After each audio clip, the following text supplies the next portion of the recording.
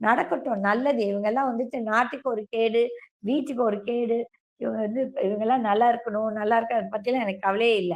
இதுங்கலாம் செத்துட்டாலும் நான் வந்து பாவப்பட போறதில்ல. ஏன்னா, அன்னைக்கு செத்தவங்கள எக்ஸெப்ட் அந்த ஒரு சின்ன குழந்தைக்கு தவிர்த்துட்டு, மிச்சம் யாருக்கும் நான் பாவப்பட மாட்டேன். ஏன்னா, தெரிஞ்சே முட்டாள்தனமா நாங்க அதுக்காக செத்துட்டோம். ஒரு தடவ ஜிஜியை பார்த்தோம். ஓ! பெரிய உத்தம புத்திரர பார்த்துட்டு இவங்கலாம் செத்துட்டாங்க பாருங்க. ரொம்ப நல்லது. ரொம்ப நல்லது. நாட்டுக்கு இது ரொம்ப தேவை. ஓகே. ஸோ அகைன் இந்த மாதிரி அ பரதேசிங்கள பத்தி பேசுறது நம்ம டைமும் வேஸ்ட் பண்ண வேண்டாம். இப்ப நான் அரசியல்ல இறங்கணும்னா, நான் எதிர்ப்பேன். நான் வந்து விஜய கண்டிப்பா எதிர்ப்பேன். எனக்கு ஓட் போட்டுட்டா போடட்டும், போடாட்டி அதுக்காக நான் வந்துட்டு அந்த பாலிடிக்ஸால நான் சோறு திங்கணும்னு எனக்கு இல்ல. நான் அத பத்தி கவலையும் படல. நான் என்னோட ஒப்பீனியன் கண்டிப்பா பேசியே தீருவேன்னா, அவன் என்னைக்கு யோகியமானவனா இருந்து அவன் அரசியல் பேசுறானோ, நான் கண்டிப்பா அந்த ஆள சப்போர்ட் பண்ணுவேன். பட் அவனே அயோக்கியத்தனமா ஒரு அயோக்கியன். அப்புறமேல் இவனுக்கு என்ன பெரிய அடுத்தவங்கள பத்தி பேசுறதுக்கு. அது அதுக்குன்னு சொல்லிட்டு டிஎம்கே பெரிய யோகியமானவங்கன்னு நான் சொல்லல.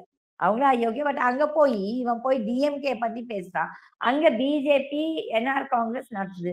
அப்ப அந்த அவலங்கள தான் நீ பேசணும். அப்ப அந்த ஒரு பொலிட்டிக்கல் தாட்டே இல்லாத ஒரு முட்டாள். விஜய் இஸ் அ முட்டாள். அப்ப அந்த என்ன பாலிடிக்ஸ்ன்னு தெரியாம போய் அங்க போய் பேசுறான். அதுல வேற இப்ப வந்துட்டு அந்த நாஞ்சில் சம்பத் இவங்கெல்லாம் போய் இதே நாஞ்சில் சம்பத் நாஞ்சில் சம்பத். என்னெல்லாம் அசிங்க அசிங்கமா பேசி அந்த விஜய. அப்ப நாட்டுல நரம்பு இல்ல. காச தூக்கி வீசினா இவங்க எல்லாரும் போய் நக்குவாங்க. காசு தான்.